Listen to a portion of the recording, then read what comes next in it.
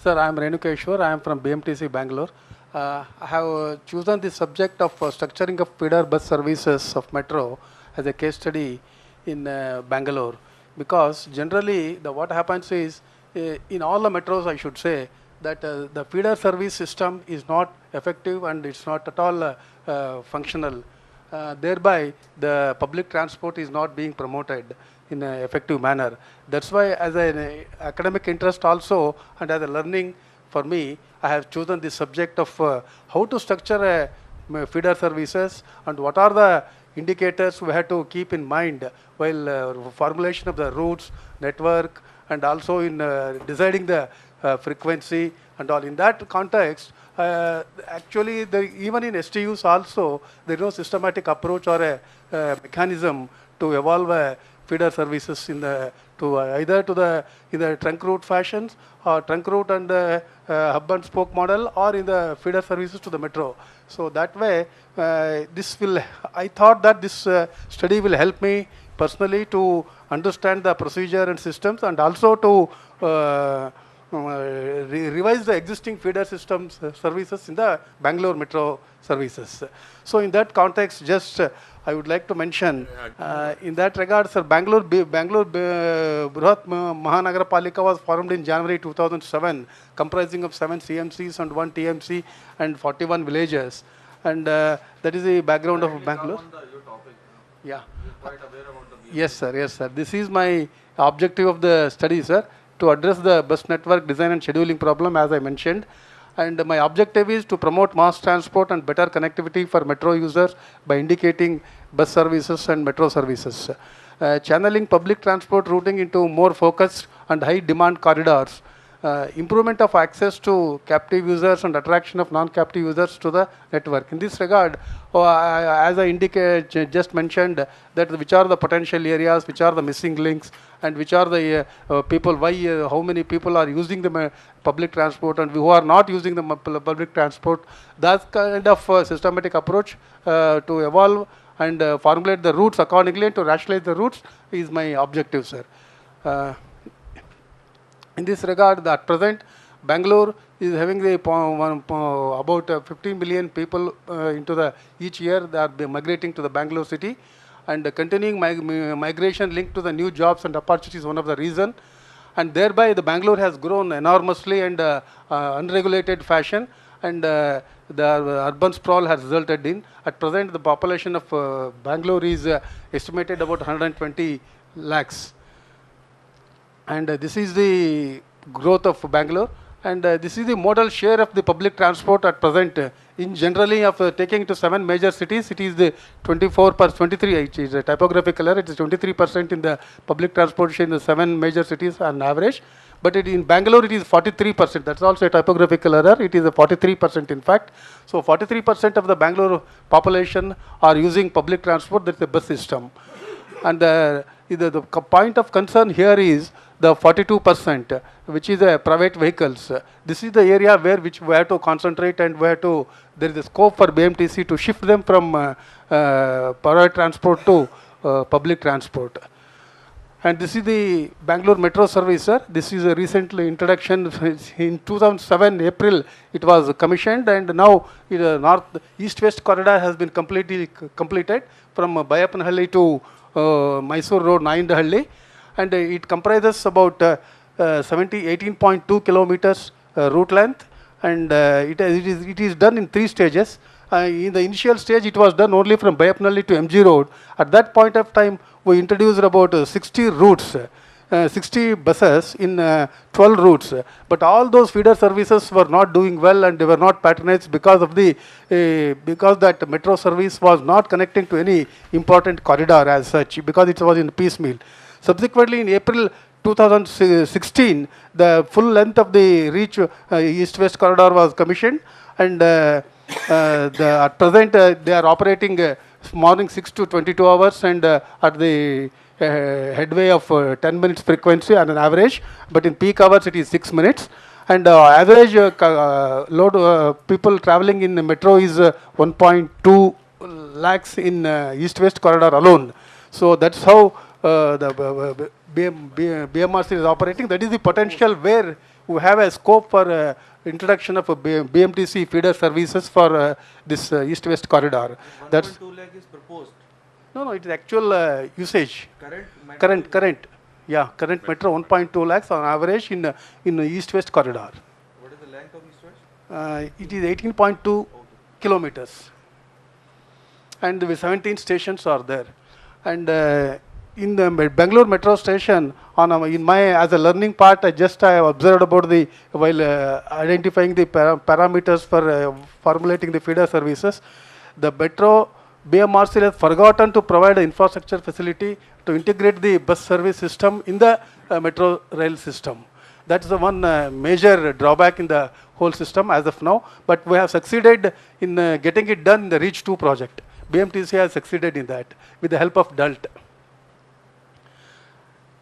And this is the corridor, sir. And BMTC at first step introduced the feeder services together with the REACH 1 operation of BMRCL from, as I told you already, 60 schedules with 1248 trips were operated. These services were covered small stretch of metro and one connectivity, as I mentioned, sir. And now subsequently in 2016, metro feeder services were again introduced. This operation was based on ad hoc basis with an empirical approach. And metro feeder service were modified and operated from one destination to other, passing through metro stations. It was not really a feeder services as ought to be as per the guidelines and policy. Total 67 schedules were operated out of 11 metro feeder routes, and initially these services were not patronized. With the trial and error method was followed, and subsequently they are being rationalized, and the process still is on. In this whole exercise, it is realized that there is a lack of scientific and theoretical basis is followed, is not found, and in feeder services scheduling approach. Hence, I selected this topic, sir. So, as a part of this project, I have gone through some literature and to understand the concepts of this public transport and as well as this feeder route concept. And in this, I have learnt that type of feeder services could be of three types. One is NMT, that is non-motorized transit system, wherein people will use bicycles and walking, and which is in the range of 1.5 kilometers. And auto is the informal transport system, which is with the capacity of 3 numbers, and coverage is about in the range of 2 to 2.5 kilometers, could be the informal public transport system, which is also very in a high degree in Bangalore at present. And feeder bus services, they are capacity of 25 to 42 seaters. In fact, it is 38 buses, the midi buses we have proposed, and covering the route length of 7 kilometers. That is the public transport in the feeder service. These are three types of modes of feeder services could be possible in any feeder service. And this is again parameters which are to be taken into account while considering the formulation of the feeder services. These are the factors to be taken into account to integrate the physical integration has to happen, and also while route planning and accessibility, because from metro station, which are the routes possibilities, we have to work out on this basis. And the operational integration, frequency and demand analysis has to be done, and the type of service, whether AC services are required or not, whether midi buses are required, that has to be also taken into account.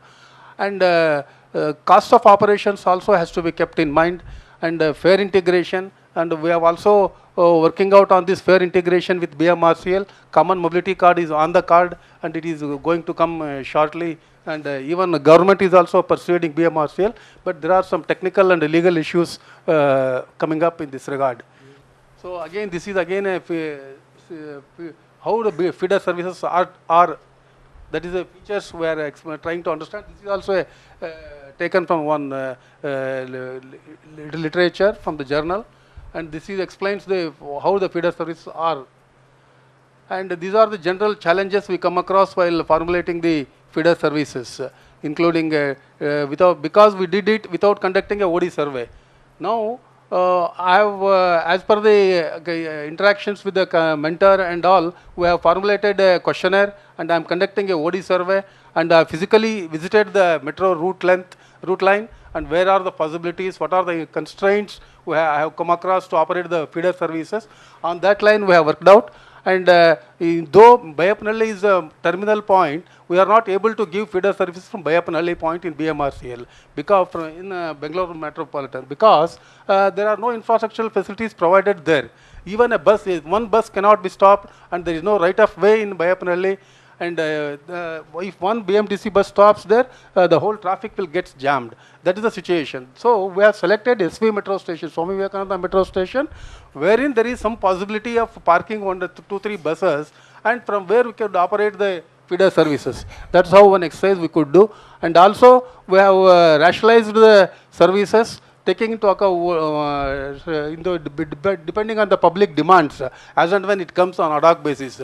But now I am conducting a OD survey after taking up this project, and now I have collected the data. Primary data has been collected, and secondary data also I am collecting with interacting with the BMRCL, and we are tabulating. The process is on now. And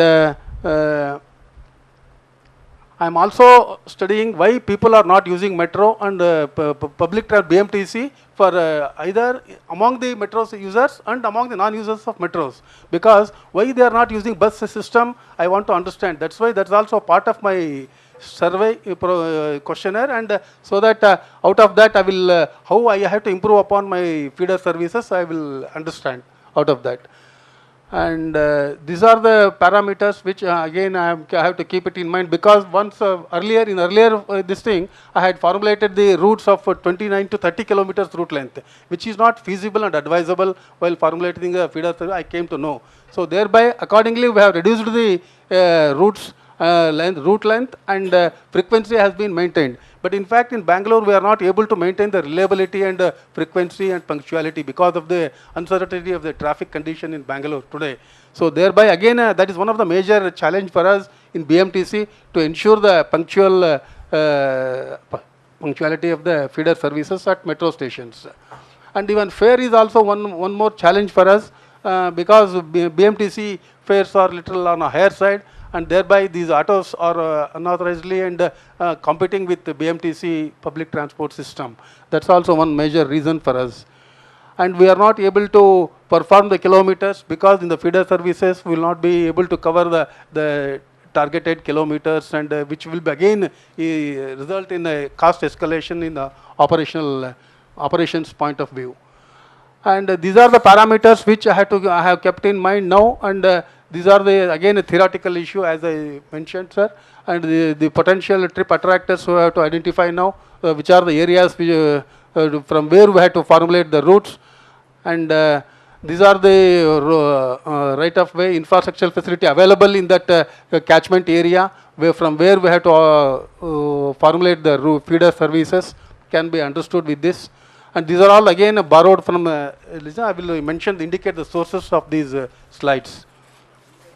And these are the missing links, and there were some areas which have been not connected well, or not at all connected. So that kind of approach is also we have adopted now, planning to adopt and rationalize the routes accordingly.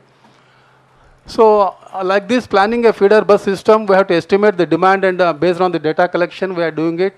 I have planned and conducted a survey and assess the site and physical conditions of the site to understand the congestion levels, road geometry and capacity aspects, and the infrastructural facilities and need of the buses services. That also is possible with the, we are taking the data from the BMRCL. And work with the constraints, final consideration to ensure optimal solutions. Common constraints include turnaround space, because in SV metro station also we find some problem to negotiate the buses, and locating the buses from which depots to be operated, and all proximity and all those things will have to be kept in view, and I have done it. So with this we have realigning the metro feeder services in Bangalore. My data has been collected. I have analyzing it, and the next this thing for next week, as desired by my mentor, I am tabulating it and analyzing it, and coming out with a fresh set of feeder services for the BMTC operations. Thank you, sir.